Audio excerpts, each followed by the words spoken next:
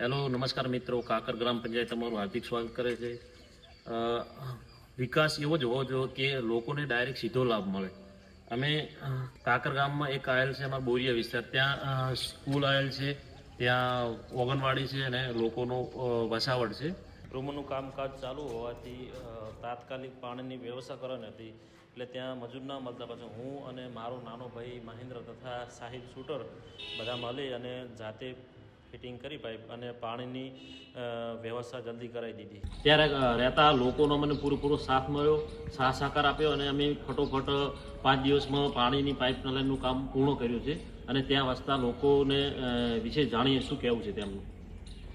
અમારે પાણીની સમસ્યા હતી, સ્કૂલની અંદર પાણી નહોતું આવતું, અવાડાની અંદર પાણી નહોતું આવતું, તો અમે સરપંચ શ્રી લાલભાઈને વાત કરી, બરાબર। તેમને તાત્કાલિક 2 દિવસની અંદર પાઇપલાઇન નંખાઈ અને પાણીની વ્યવસ્થા ચાલુ કરી નાખી। તેમનું કામકાજ બહુ ધન્યવાદ છે, સરસ છે, અમે પણ એમના તો આભારી છીએ, પણ તેમને તાત્કાલિક પાણીની વ્યવસ્થા સ્કૂલ માટે અને અવાડા માટે કરી દીધી।